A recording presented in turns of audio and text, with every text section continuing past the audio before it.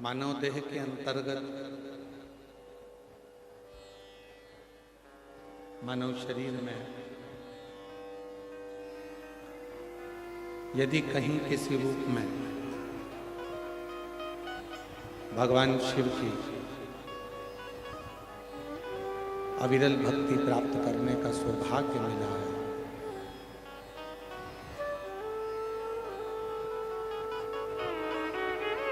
तेरी कृपा बिना न हिले एक भी, लेते हैं श्वास तेरी कृपा से, बखान निगाह करोड़े रातों के ढेर का, झपकी भगत में खजाना का, गंगाधार मुक्ति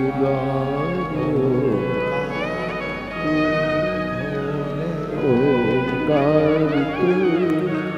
आयो शरण तिहारी शंभु तार तार। तो आरणी की जो कथा है, इस कथा का नाम श्री सिद्धेश्वर शिव महापुराण की कथा का नाम दिया।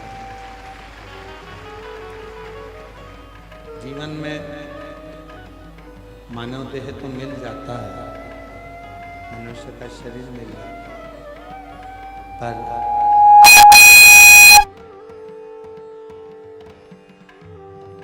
मनुष्य के शरीर में हम भगवान शिव की अविरल भक्ति को कैसे प्राप्त करें, हम भगवान शंकर के स्मरण को कैसे प्राप्त करें, हम कैसे भगवान शिव की लीलाओं का स्मरण करें, ये शिव महापुराण की कथा में बताता है। शरीर मिलना एक अलग विषय है कि मानव का शरीर मिल गया, मनुष्य की देह मिल गई, मानव शरीर प्राप्त हो गया, पर उस मानव शरीर में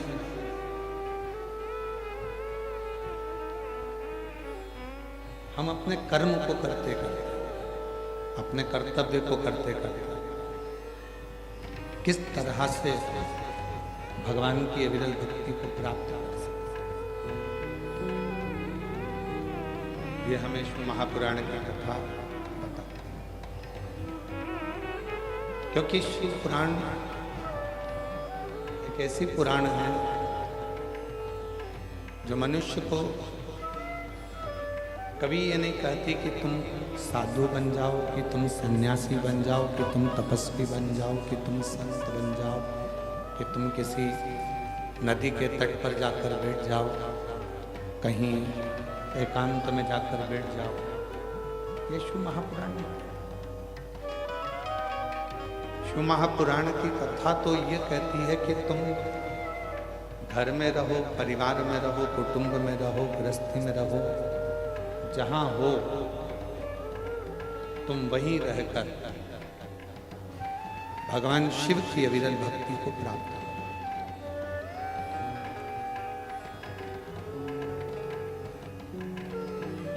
और हम तो कथा के माध्यम से भी आप लोगों से कर रहे हैं। पंडाल तक नहीं पहुंच पा रहे, कथा श्रवण करने के लिए ग्राउंड तक नहीं पहुंच पा रहे, अपने घर में टीवी पर, मोबाइल पर कथा का लाभ लेकर अपने जीवन को सार्थक बनाने का प्रयास है। बहुत कीमती है मानव का शरीर, मानव देह इतनी कीमती है, मनुष्य शरीर इतना कीमती है कि इस कीमती शरीर हम इस मानव देह को व्यर्थ गंवाना नहीं, व्यर्थ नहीं छोड़ना। इस मानव शरीर में दुनिया के लोग कहते हैं कि सारे अवगुण इस मानव के शरीर में है, परशु महापुराण की कथा कहती है कि मानव और महादेव ये दो अलग अलग और दोनों में बड़ा अंतर है, मानव में भी और महादेव में बहुत। मानव का काम क्या है कि वो बस बैठकर दिन भर कुछ ना कुछ अवगुण निकाला करेगा, दोष ढूंढा।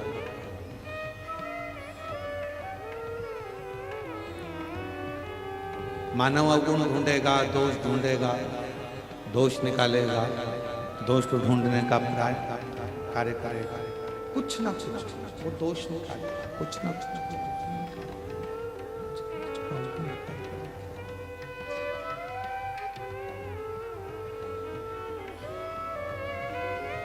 मानव अवगुण निकालने का प्रयास करता है, अवगुण निकालता है। मानव अवगुणों को ढूंढता है, दोषों को ढूंढता है, किसी के भीतर की बुराइयों को, किसी के भीतर के दोषों को, किसी के भीतर बुराइयों को ढूंढता है। पर मेरा देव अधिदेव महादेव एक ऐसा है जो अपने भक्त का कभी दोष नहीं देखता। मेरे देव अधिदेव महादेव कभी अपने भक्त के दोष कभी नहीं देखते। मेरे देव अधिदेव महादेव हमेशा अपने भक्त का गुण देखते, अच्छाइयां देखते, पर अवगुण नहीं। और शिव महापुराण की कथा कहती भी है, भगवान शंकर का चरित्र कहता भी यही है, शिव तत्व बोलता भी यही है कि हम जब भगवान शंकर की विरल भक्ति में डूबते जाए, जब हम भगवान शिव की विरल भक्ति में रमते जाए। इनको भेज के साउंड सुनवाओ कैसा चल रहा है इनका साउंड, और इनको मालूम पड़ना चाहिए कि साउंड क्या होता है। भगवान शिव की अविरल भक्ति में जब हम लोग डूबते जाए, भगवान शंकर की विरल भक्ति में जब हम रमते जाए, समाहित होते जाए, तो हमारे भीतर ये भाव होना चाहिए कि हम किसी के दोषों को ना देखें, हम किसी की बुराइयों का ना देखें, हम किसी के अवगुणों का ना देखें। हम यदि देखें तो केवल गुण ही देखें, अच्छाइयां ही देखें। और शंभु शरण पड़ी माऊ घड़ी दुख काटो दया करीने दर्शन आपो शंभु शरण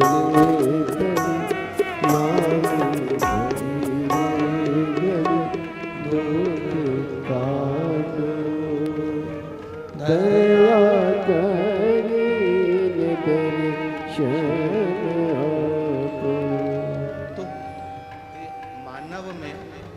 महादेव दोनों में अलग अलग बहुत अलग।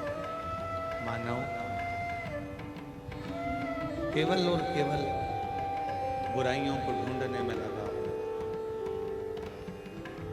मानव केवल बुराइयों को ढूंढने में लगा, और महादेव केवल और केवल अच्छाइयां ढूंढने। कैसे हो आप? उसको महादेव से को कोई मतलब नहीं। महादेव को केवल इतना सा मतलब है कि आप निष्कपट भाव से आप भक्ति कितनी करें, स्मरण कितना करें, मंत्र जाप कितना कर रहे हैं, जाप कर रहे हैं।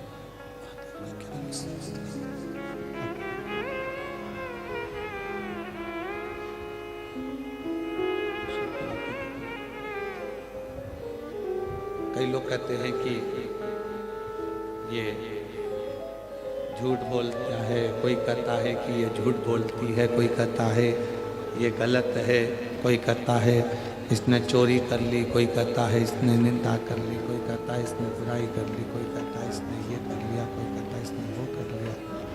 पर शिव महापुराण की कथा कहती है कितना भी पापी से पापी जीव क्यों ना हो,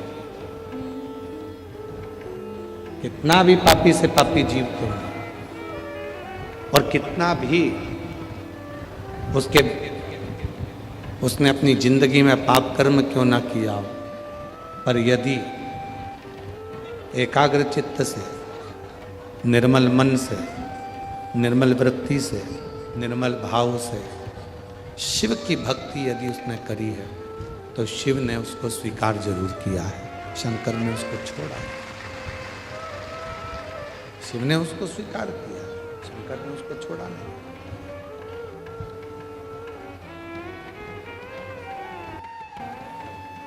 शिव महापुराण की जो कथा प्रारंभ हुई है वो एक देवराज नाम के ब्राह्मण से प्रारंभ हुई है।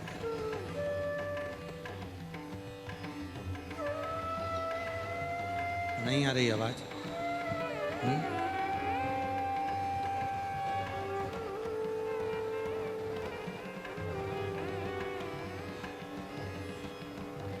शिव महापुराण की जो कथा प्रारंभ हुई है वो देवराज नाम के ब्राह्मण से प्रारंभ, और वो देवराज नाम का ब्राह्मण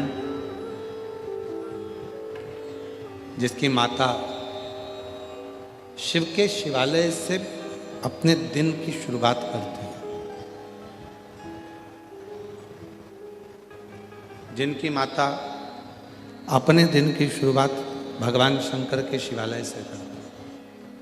और हमने पहले भी कथा में कहा और आज फिर कहते हैं, जिंदगी में कितना भी कष्ट है, जीवन में कितना भी दुख है, जिंदगी में कितनी भी तकलीफ है, जीवन में कितना भी कष्ट क्यों ना हो, कितनी भी तकलीफ क्यों ना हो, फिर भी यदि हम अपने जीवन की शुरुआत, प्रतिदिन की शुरुआत भगवान शंकर के मंदिर में एक लोटा जल चढ़ाकर करते हैं तो हमारा दिन और हमारा जीवन मंदिर में जाकर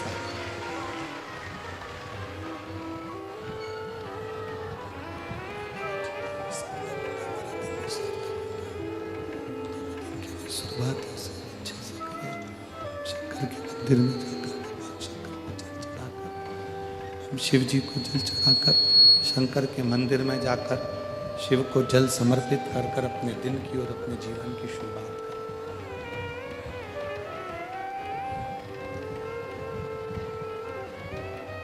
भक्ति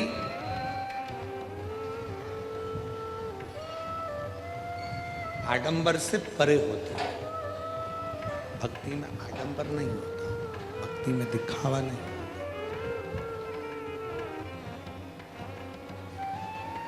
भक्ति में यदि होता है तो केवल एक विश्वास होता है। और देवराज नाम के ब्राह्मण की जो माँ है वो भगवान शंकर की अविरल भक्ति पर विश्वास करती थी, शिव पर भरोसा करती थी, दृढ़ता रखती थी, भरोसा करती थी, विश्वास रखती थी।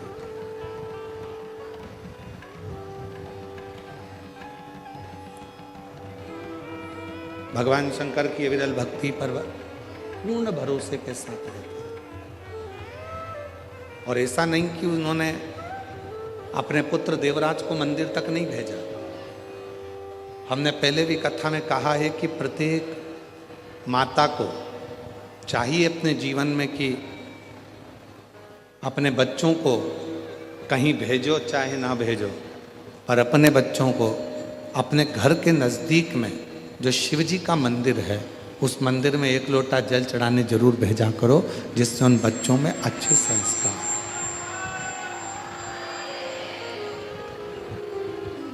वो बच्चों में अच्छे संस्कार आए। उनको एक लोटा जल चढ़ाने के लिए उस मंदिर तक भेजना प्रारंभ।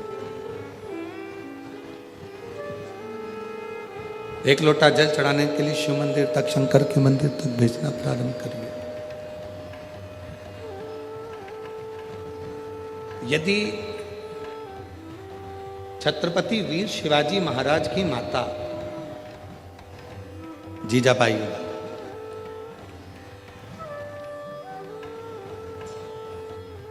अपने बेटे छत्रपति वीर शिवाजी महाराज को यदि कहीं खेलने भी भेजती थीं तो कहती थीं कि योद्धा के रूप में शिव की साक्षी, शंकर के साक्षी, शंकर के साक्षी, शंकर के साक्षी, शिव के साक्षी में, शंकर के साक्षी, शिव के साक्षी, शंकर के साक्षी, शिव के साक्षी।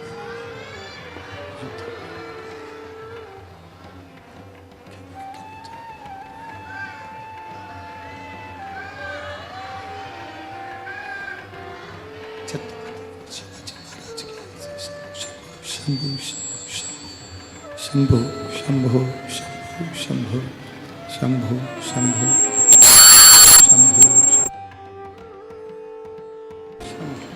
शंभु शंभु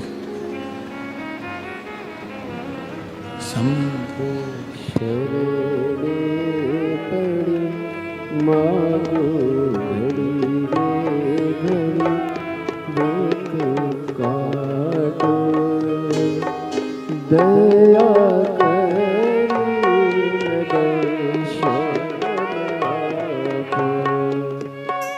शंभु शरणे पड़ी मांगो दुख काटो दया करीन दर्शन शंभु शरणे पड़ी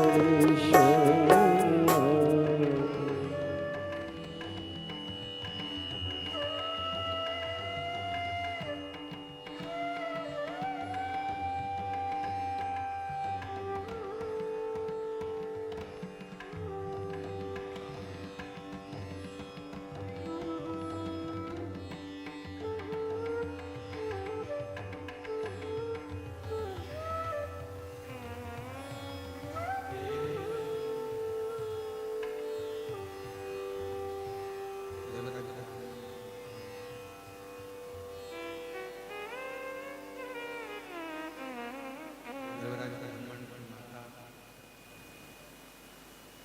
अपने पुत्र देवराज को भी शिवालय तक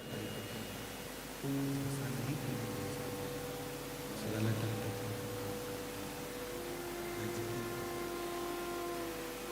जैसे छत्रपति वीर शिवाजी महाराज की माता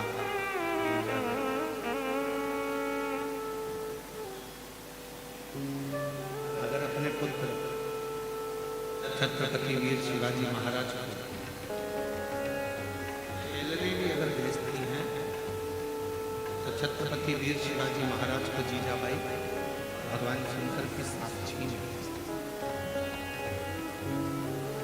सामने शंकर भगवान का शिवलिंग है, शिवलिंग की साक्षी जीजाबाई अपने बेटे छत्रपति वीर शिवाजी महाराज को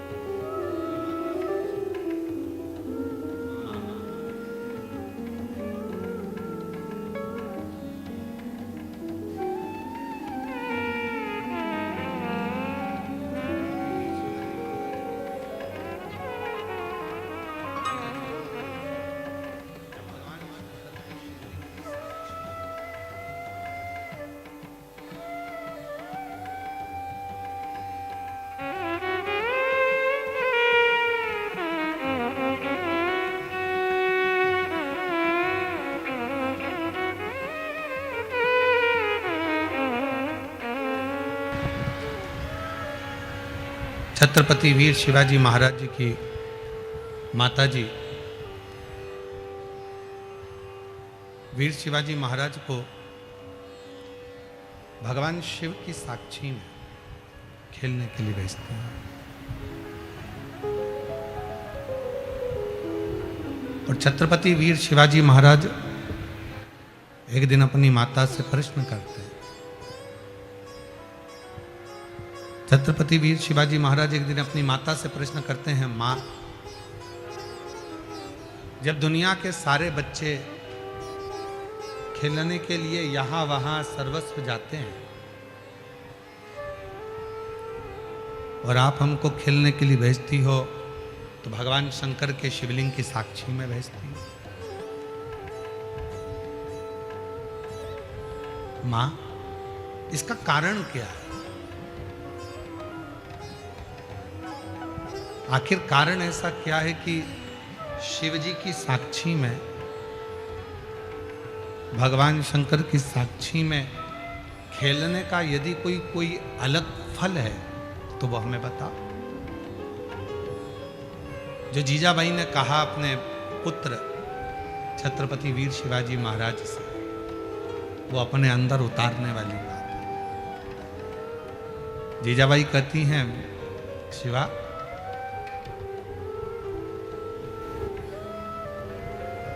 जिंदगी का कोई भी कार्य, मानव जीवन जब अपने जीवन का कोई भी कार्य करे और वो कार्य भगवान शंकर को साक्षी मानकर करे, तो जिंदगी में ऐसा कोई खेल नहीं हो सकता जिसमें उसकी हार हो जाए, वो जीत हासिल करके।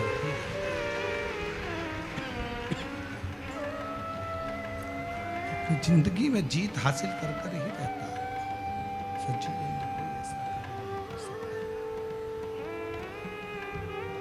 बस हर कार्य में शिव को साक्षी रखिए, हर कार्य में भगवान शंकर की साक्षी रखिए।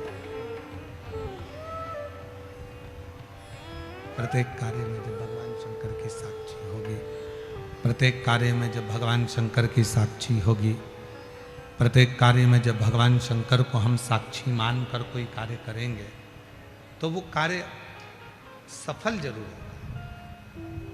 ऐसा नहीं कि वो सफल नहीं हो सकता। और हम पहले भी कहे हैं कि जिंदगी में ऐसी कोई कुर्सी नहीं हुई, ऐसा कोई पद नहीं हुआ जिस पद पर, जिस कुर्सी पर आप नहीं बैठ सकते। बस आपकी मेहनत, आपका संघर्ष, आपका संघर्ष, आपकी लगन, आपकी जागरूकता, आपकी लगन, आपकी जागरूकता, आपका संघर्ष, आपकी मेहनत आपको उस कुर्सी तक लेकर जाती है, आपको उस पद तक लेकर जाती है। कई लोग ऐसे भी हैं संसार में जो ये विचार करते हैं कि कहीं हम कर्म करें ही ना, हम कोई कर्म करें ही ना और उसका फल हमको मिल जाए। कई लोग संसार में ऐसे भी हैं जो कर्म करना ही नहीं चाहते और फल पूरा चाहते हैं। परशु महापुराण की कथा कहती है कि भगवान देवाधिदेव महादेव की चरित्र आप श्रवण कर रहे हैं। भगवान शंकर ने अपने पुत्र श्री गणेश जी महाराज को भी अगर बताया तो कर्म ही प्रधान बताया।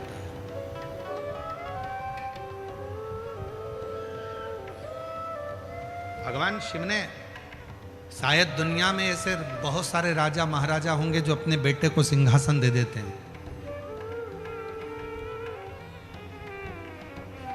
दुनिया में ऐसे बहुत सारे राजाओं का चरित्र आप पढ़ेंगे, दुनिया में ऐसे बहुत सारे राजाओं का चरित्र आप स्मरण करेंगे जो अपने पुत्र को राज्यपाट दे देते हैं। पर एक देवाधिदेव महादेव भगवान शंकर एक ऐसे हैं जो अपने पुत्र को, अपने बेटे को भी अगर राज्य देते हैं, अपने पुत्र को भी यदि सिंहासन देते हैं, राज्य देते हैं, तो पहले उसकी पूर्ण परीक्षा लेते हैं। पूर्ण परीक्षा अपने पुत्र की, पूर्ण परीक्षा पूर्ण परीक्षा अपने पुत्र की ले रहा है, पूर्ण परीक्षा। भेजा भगवान शंकर ने माता पार्वती जी ने कि जाओ, जो पृथ्वी की पहली परिक्रमा कर कर आएगा, तो पृथ्वी की पहली परिक्रमा कर कर आएगा, वही प्रथम गिनती में माना जाएगा। आप चाहते तो भगवान शिव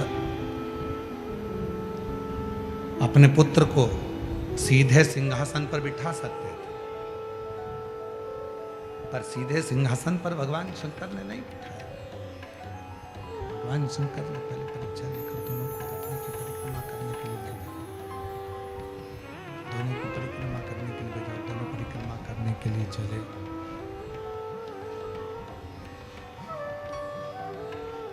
दोनों परिक्रमा करने चले, और जब परिक्रमा कर कर वापिस लौट कर भगवान श्री गणेश जी महाराज आए हैं, परिक्रमा कर कर भगवान श्री गणेश जी महाराज पहुंचे,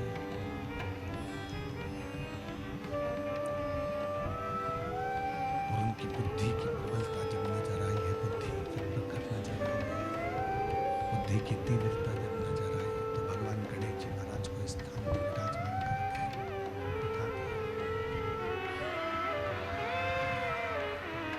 बुद्धि की तीव्रता में उनको विराजमान कर दिया। तो शिव कथा कर रही है, भगवान शंकर का चरित्र कथा है, शिव महापुराण की कथा कहते हैं।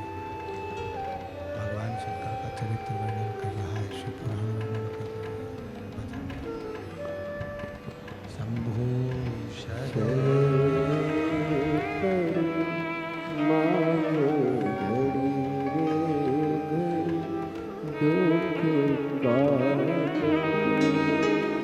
दया करी दर्शन शंभो शरण पर मांगो घड़ी घड़ी दुख काटो दया करी दर्शन आपो शंभो शरण पर मांगो घड़ी रे घड़ी दुख काटो दया करी दर्शन आपो शंभो शरण पर मांगो घड़ी रे दुख काटो दया करी दर्शन शिव कथा करी, भगवान शंकर का चरित्र का, शिव महापुराण की कथा करी, भगवान शंकर का पवित्र चरित्र का, शिव तत्व का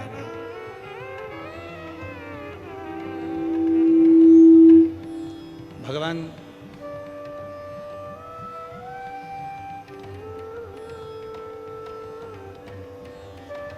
देवराज नाम के ब्राह्मण को ऐसा नहीं कि माँ ने शिवालय तक नहीं भेजा, भगवान शंकर तक नहीं भेजा, वो देवालय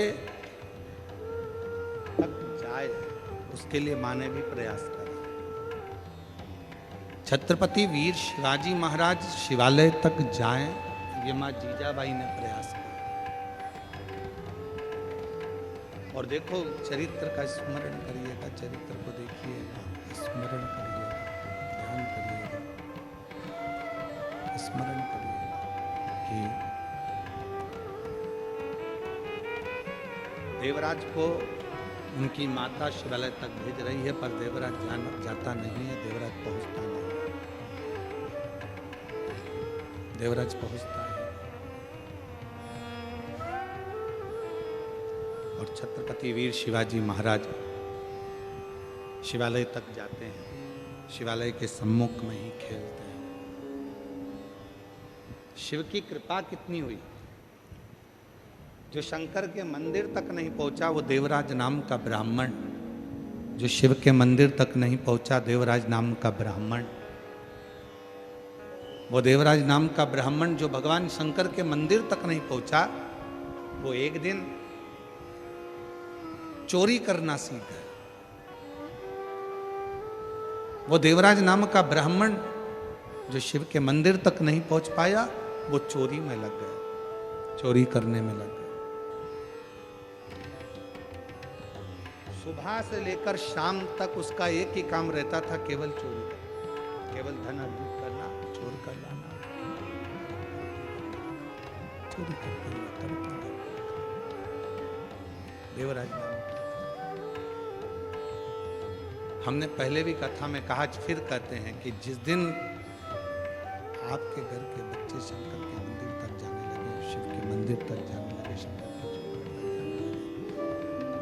शंकर के मंदिर तक जब घर के बच्चे जाने लगे, तो समझ लेना कि अब इन बच्चों को हाथ पकड़कर तुमने शिव के मंदिर तक भेजा है, अब ये बच्चे शंकर का हाथ पकड़कर अपनी मंजिल तक जरूर पहुंचेंगे।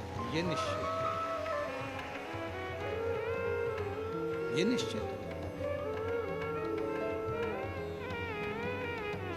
छत्रपति वीर शिवाजी महाराज की माता जीजाबाई वीर शिवाजी को शंकर जी के मंदिर के सामने बैठकर भगवान शंकर के मंदिर के सामने तो भगवान देवाधिदेव महादेव ने छत्रपति वीर शिवाजी महाराज का हाथ पकड़ा और छत्रपति वीर शिवाजी में एक अलग से बल आया।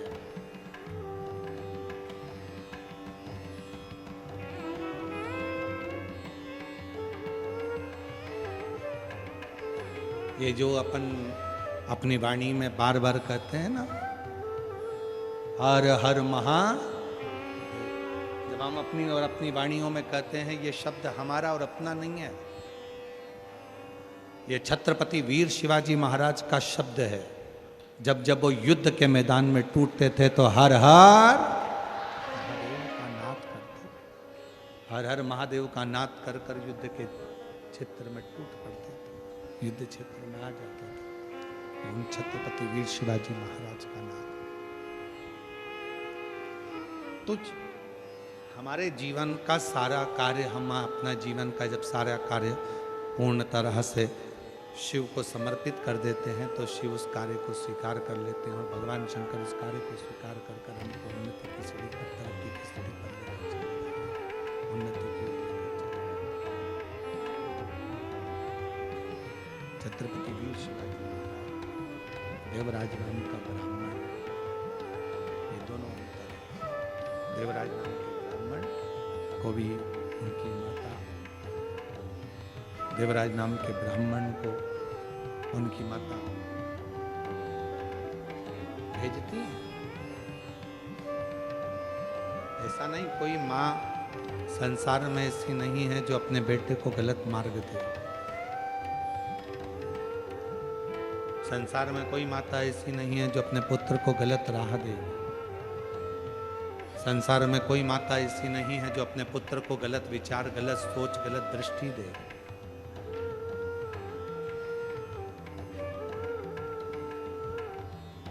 हाँ,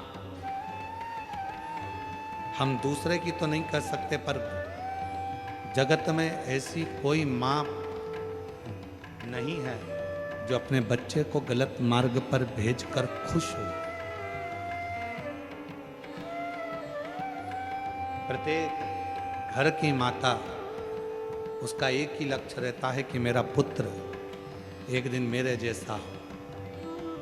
प्रत्येक घर की माता ये विचार करती है कि मेरा पुत्र मेरे जैसा हो, मेरा पुत्र अच्छा कर्म करे, मेरा पुत्र अच्छे कार्य के प्रति तत्पर रहे, अच्छे कार्य में लगा रहे। कोई माँ संसार में ऐसी नहीं हुई है, कोई जो अपने बच्चों को गलत राय दे, गलत विचार दे, गलत सोच दे, गलत दृष्टि दे। तो देवराज नाम के ब्राह्मण की जो माँ थी, वो देवराज को शिवालय तक भेजती थी, भगवान शंकर के मंदिर तक, पर देवराज उस शिवलिंग मंदिर तक जाता ही नहीं था। देवराज शिवालय तक जाता ही नहीं था। वो बीच राह में अपने मित्रों के पास में, अपने दोस्तों के पास में गलत संगत में, गलत विचारों में, गलत दृष्टि में फंस जाता था। पर वो श्रेष्ठ मंदिर तक नहीं पहुंच पाते। और शिव पुराण क्या कहती है? शिव के मंदिर तक जाओ, मना नहीं है, पर आडंबर से दूर हटकर, पाखंड से दूर हटकर, दिखावे से दूर हटकर, बनावटी जीवन से दूर हटकर आप जितना शिव के करीब में रहोगे, शिव पुराण कहती है उतना शंकर आपके हृदय में निवास करेगा, शिव उतना आपका कल्याण करेगा। और आजकल का जमाना क्या हो गया है कि दिखावे का जमाना हो गया।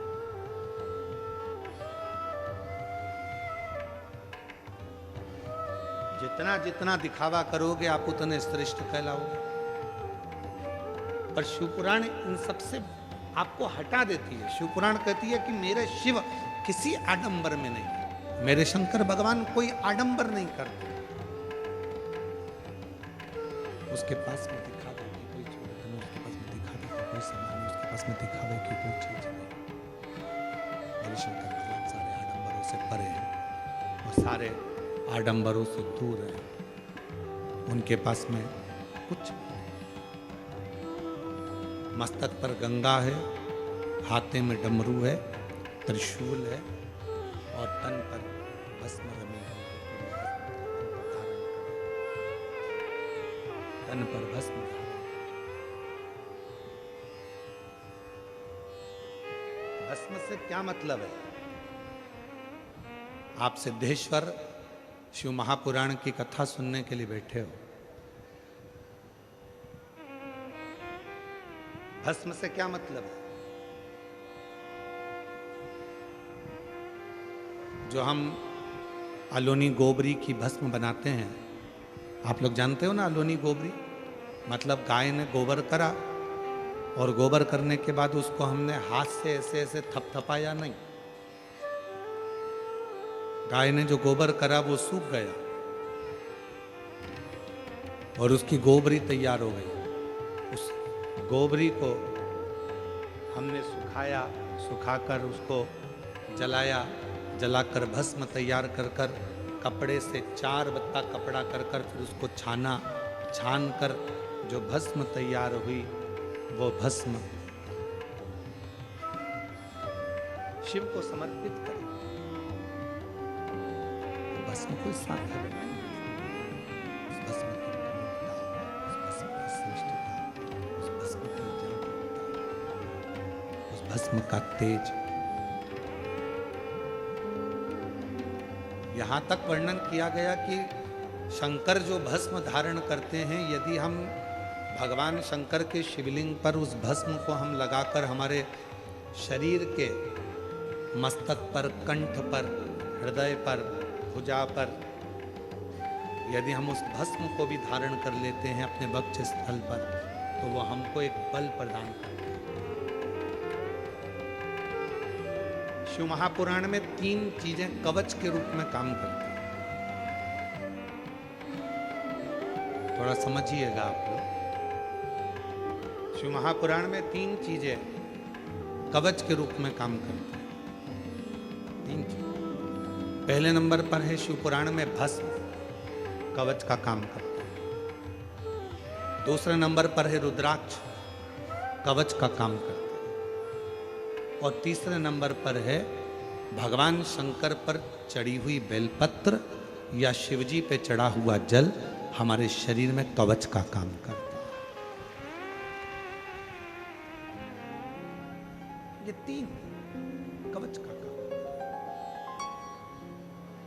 ये तीनों कवच का काम करते हैं। भस्म भी कवच का काम करती है, रुद्राक्ष भी कवच का काम करता है, जल बेलपत्र भी कवच का काम करता है, तीनों कवच का काम करते हैं।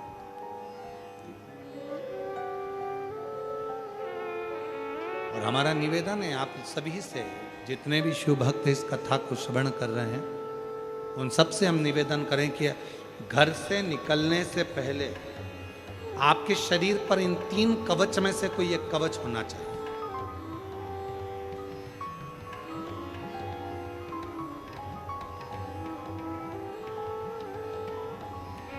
घर से निकलने से पहले अपने शरीर पर ये 3 कवच में से एक कवच धारण होना चाहिए। या तो हमारे गले में रुद्राक्ष हो, या हमारे तन पर कहीं पर भी भस्म लगी हो, या हम जब घर से निकलें तो एक बेलपत्र अपनी जेब में हो, या भगवान शंकर पे चढ़े हुए जल को हम पीकर आचमन कर कर या प्रोक्षण कर कर अपने घर से निकलें।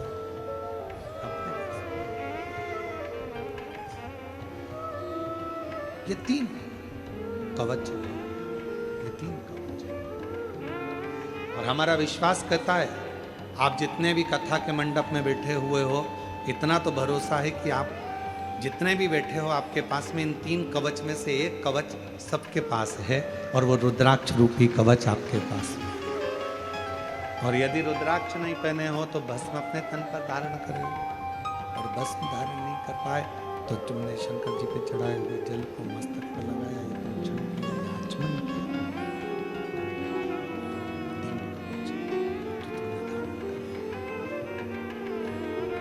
इन 3 कवच में से एक कवच भी अपनी जिंदगी में अगर हम धारण करते हैं तो हमें सुख का अनुभव होता है। सुख का, ये वो कवच, और कितना सुंदर कहा विद्येश्वर संहिता में, जब रुद्राक्षों का महत्व भगवान शंकर स्वयं मां जगतजननी जगदम्बा से करते हैं, पार्वती को करते हैं। और माता पार्वती जी को जब भगवान शंकर अपने रुद्राक्षों की महत्वता बताते हैं, तो मां जगतजननी जगदम्बा स्वयं हाथ फैलाकर भगवान शंकर के सामने कहती हैं कि मुझको भी ये रुद्राक्ष दीजिए, मुझे भी धारण करो, ये रुद्राक्ष मुझे भी दो, मुझे भी धारण करो, मुझे भी दो। और जैसे ही मां जगतजननी के हाथ में रुद्राक्ष आता है, तब मां आद्य शक्ति उस रुद्राक्ष को वापिस पुनः मस्तक से लगाकर शिव जी को देती है। तो भगवान भोलेनाथ जी ने पूछा, पार्वती अभी तो तूने इतनी उत्सुकता से, इतनी प्रबलता से, इतनी प्रखरता से रुद्राक्ष को मांगा, और अभी तूने रुद्राक्ष को मांगा और रुद्राक्ष पुनः मुझे वापस दे दिया। तो पार्वती जी कहती हैं, भगवान देवादिदेव महादेव से कहती हैं, बाबा मैं स्त्री हूं, मैं नारी हूं, और नारी के जीवन में कई बार अशुद्धता का भाव आ जाता है। अगर मैं इस रुद्राक्ष को धारण करूंगी, मैं इस रुद्राक्ष को अपने साथ में रखूंगी, तो क्या मेरा रुद्राक्ष अशुद्ध नहीं हो जाए? और यह प्रश्न केवल एक पार्वती जी ने स्वयं के लिए नहीं करा, ये जितनी मेरी जीजियां बैठी हैं, जितने मेरे जीजा बैठे हैं, जितनी मेरी बेटियां बैठी हैं, जितने मेरे बेटा बैठे हैं, जरा सावधानी से सुनिएगा इस प्रसंग को। पार्वती जी रुद्राक्ष को हाथ में लेती हैं और पुनः मस्तक से लगाकर वो रुद्राक्ष पार्वती जी शिव जी को वापस दे देती हैं। विद्येश्वर संहिता, शिव महापुराण, रुद्राक्ष महत्व वापिस शिव को। शिव जी ने कहा, अभी तो तुम इस रुद्राक्ष को पाने के लिए इतना इतना प्रयास कर रही थी, इतनी उमंग था तुम्हारे भीतर थी, इतना उत्साह तुम्हारे भीतर था कि ये रुद्राक्ष मुझे चाहिए, ये रुद्राक्ष मुझे दे दो, क्योंकि आपके जीवन के ये 3 कवच जो धारण करता है वो जीवन में सुखी रहता है। तो फिर ये रुद्राक्ष जो आपने मुझे दिया पार्वती जी, फिर सिर से लगाकर मुझे वापस क्यों कर दिया? पार्वती जी कहती हैं, मैं स्त्री हूं, मैं नारी हूं, और मैं स्त्री, मैं नारी, मैं एक स्त्री, एक महिला, एक नारी स्त्री हूं। अगर ये रुद्राक्ष मेरे पास में रहेगा तो मैं कहीं ना कहीं अशुद्ध भी हो जाती हूं। जब मैं अशुद्ध हो जाऊंगी तो ये रुद्राक्ष भी अशुद्ध हो जाएगा, ये रुद्राक्ष भी अशुद्ध हो जाएगा। भगवान भोलेनाथ मुस्कुराए, हंसे और हंसकर मेरे शंकर भगवान ने बड़ी सुंदर एक बात कही, पार्वती मेरे द्वारा दिए हुए ये 3 कवच ऐसे हैं जो जिंदगी में कभी अशुद्ध नहीं होते हैं, ये हमेशा शुद्ध ही रहते। ये मेरे द्वारा 3 कवच ऐसे हैं जो कभी अशुद्ध नहीं होते, ये हमेशा शुद्ध ही रहते। और इसका काम है, अगर कोई अशुद्ध हो भी गया, मान लो किसी ने अशुद्धता धारण भी कर ली, तो भी ये कवच उसे शुद्धता प्रदान करता है, ऊर्जा प्रदान। तुम्हें नारी होकर इस रुद्राक्ष को धारण कर सकती हो। और हम आपसे निवेदन करें, माता पार्वती जी का, महागौरी का अगर स्वरूप का दर्शन आप करेंगे, माँ कात्यायनी के स्वरूप का यदि आप दर्शन करेंगे, माँ कुष्मांडा का यदि आप दर्शन करेंगे, माँ स्कंदा का यदि आप दर्शन करेंगे, 9 स्वरूपों में कई माता के ऐसे स्वरूप हैं जिन स्वरूपों का यदि आप दर्शन करेंगे तो उन स्वरूप में आप दर्शन करेंगे कि माता के गले में और हाथ में रुद्राक्ष की माला पड़ी हुई है। रुद्राक्ष का, क्या मैं नारी होकर इस रुद्राक्ष को धारण कर सकती हूं? हां, यह शुद्धता प्रदान करता है, शुद्धता का भाव। कई लोग ऐसे हैं जो कहते हैं, गुरुजी बेलपत्री का वृक्ष हमारे आसपास में तो नहीं है, पर बेलपत्री का वृक्ष शमशान में है। शमशान में 4 बेलपत्री के वृक्ष लगे हैं, हम वो बेलपत्री को तोड़कर लाकर क्या शिव जी को समर्पित कर सकते हैं?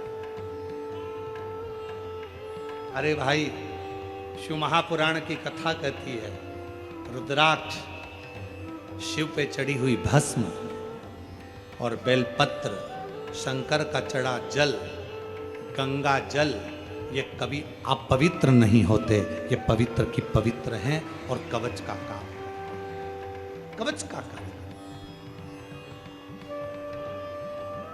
इतना कर्म,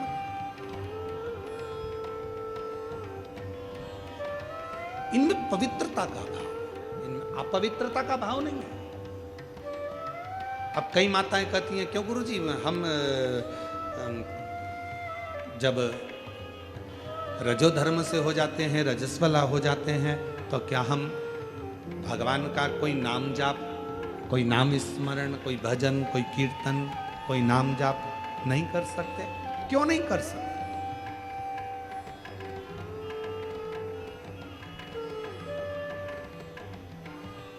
भगवान का नाम चाहे तुम कितने भी अशुद्ध हो, चाहे तुम कहीं पर भी बैठे क्यों ना हो, किसी भी भूमि पर बैठे हो, कहीं पर भी बैठे हो, चाहे कितने भी अशुद्ध क्यों ना हो गए हो, तो भी परमात्मा का नाम लेना बंद नहीं करना चाहिए। परमात्मा का नाम तो लेते रहना चाहिए। परमात्मा के नाम से पीछे नहीं हटना, हमें भगवान का नाम का गुणगान करना है। और कहीं किसी रूप में कोई तुमसे कह दे कि तुम गंगा जी के घाट पर जाकर बैठो, भगवान का नाम लेना तो वहां ज्यादा बल मिलेगा। कोई तुमसे कहे हिमालय पर जाकर बैठ जाओ, वहां भगवान का नाम लेना तो ज्यादा बल मिलेगा। कोई कहे तुमसे कि तुम तीर्थ में जाकर बैठ जाओ, वहां भगवान का नाम लेना तो ज्यादा बल मिलेगा। शिव महापुराण की कथा कहती है, भगवान शंकर अपनी अर्धांगिनी के साथ, भगवान शंकर अपने बच्चों के साथ, भगवान शंकर अपने पोतों के साथ, भगवान शंकर अपने पड़पोतों के साथ, भगवान शंकर अपनी बेटी के साथ, भगवान शंकर अपने पूरे परिवार के साथ अपने घर में रहते हैं और वहां बैठकर राम नाम का सुमिरन करते हैं और उसका फल प्राप्त करते हैं।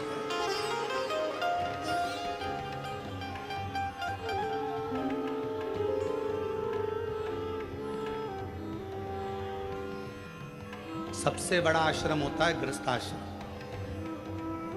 घर में रहकर भजन करना कठिन है। क्यों? क्योंकि भजन करते करते ना जाने कितने स्मरण हमारी बुद्धि में रहते हैं। आरती करते करते, भजन करते करते, हनुमान चालीसा पढ़ते पढ़ते भी जय हनुमान ज्ञान गुण सागर, जय कबीर तिम लोक उजागर, राम दूत अतुलित बलराम, अंजनी पुत्र पवन सुत नामा। देखना, उससे कहना आधा किलो दूध दे दे और 1 किलो दही लेकर आना। आते आते काम करना, ब्रेड की थैली लेकर आना। जय हनुमान ज्ञान गुण सागर, जय कबीर तिम लोक उजागर, राम दूत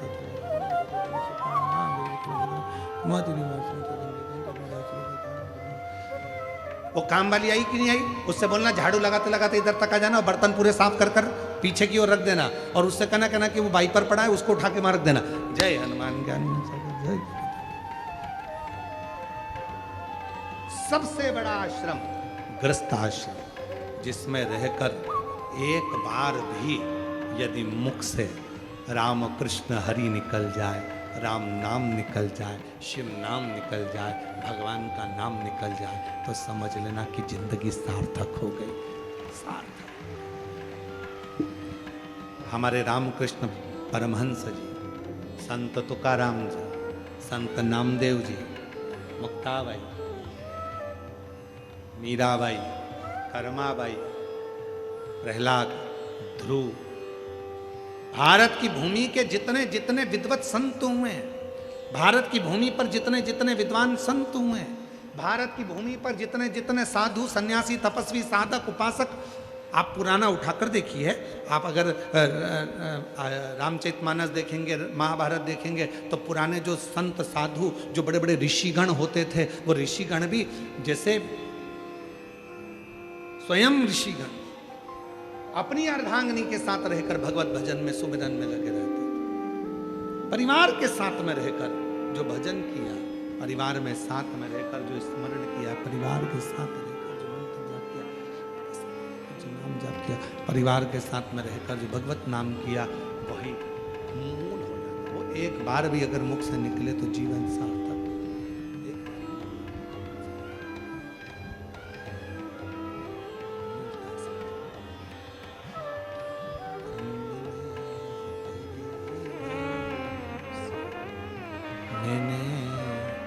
तेरे ही भरोसे बाबा, तेरे ही भरोसे हवा बीच उड़ती जावा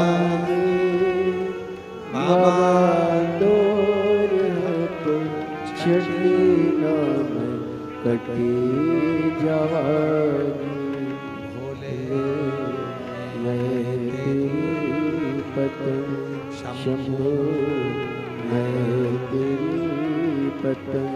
शिव पुराण कह रही है, भगवान शंकर का चरित्र कह रहा है कि भगवान शंकर कुछ कवच हमको दिए हैं, कुछ कवच हमको दिए।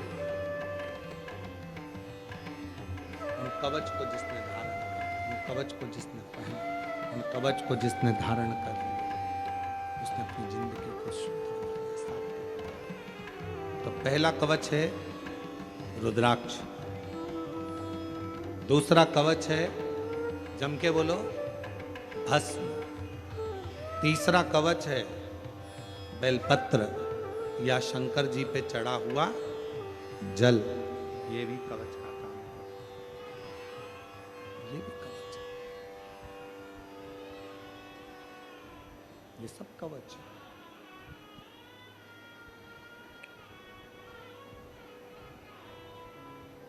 तो कई लोग कह देते हैं गुरुजी रुद्राक्ष हम पहनेंगे तो कोई दोष तो नहीं लगेगा। पहले तो एक बात अपने चित्त में उतारिए, जितने भी सिद्धेश्वर शिव महापुराण की कथा को यवतमाल जिले के आरणी में श्रवण करने के लिए आए हैं और कथा के मंडप में बैठे हैं, या टीवी पर या आस्था चैनल पर या सोशल मीडिया पर इस कथा को सुन रहे हो, तो पहले सिद्धेश्वर शिव महापुराण की कथा सुनने से पहले अपने अंदर से एक बात निकाल दो, डर। जहां डर होता है वहां भगवान नहीं होता, और जहां भगवान होता है वहां डर नहीं होता। दो चीजें हैं, अपने भीतर से एक चीज निकालना है तुमको इस सिद्धेश्वर शिव पुराण के प्रथम दिन, अपने भीतर का डर। डर कौन सा? मैं मंदिर में गई, पूजन में ये कमी रह गई, भगवान मुझे पाप देंगे, भगवान मुझे कष्ट देंगे, मुझे दुख देंगे, मेरी पूजन में ये कमी रह गई। मतलब तुम्हारे अंदर डर है कि पूजन में ये कमी रह गई है, भगवान मुझे पाप देंगे। अगर तुम्हारे भीतर ये डर है तो भगवान तुम्हारी पूजन को कभी स्वीकार नहीं करता, याद रखो। भगवान वहां आता ही नहीं, भगवान वहां पहुंचता ही नहीं। जिस दिन तुमने अपनी बुद्धि से ये निकाल दिया, जिस दिन तुमने अपने विचारों से निकाल दिया कि नहीं मैंने पूजन करी है, हो सकता है बेलपत्र मैंने गलत तरीके से चढ़ा दी, हो सकता है कि मैंने दुर्वा गलत तरीके से चढ़ा दी, हो सकता है चावल मुझे ऐसे चढ़ाना था, हो सकता है जल मुझे ऐसे चढ़ाना था, हो सकता है कि मुझे पूजन ऐसी करना थी, और पूजन में अगर कोई गलती भी हो गई तो डरने की बात नहीं। हमारे बाप की पूजन करिए, हमारे पिता की पूजन करिए, हमारे बाबुल की पूजन। मेहमान घर में आएगा तो तुमको थाली लगाना पड़ेगी, चौरंग लगाना पड़ेगा, चौरंग के साथ में रंगोली डालना पड़ेगी। मेहमान आएगा, अब देख लो, अपने घर के पिता को, अपने घर के बाप को भोजन कराना और मेहमान को भोजन कराना, दोनों में कितना अंतर, जरा ध्यान देखना।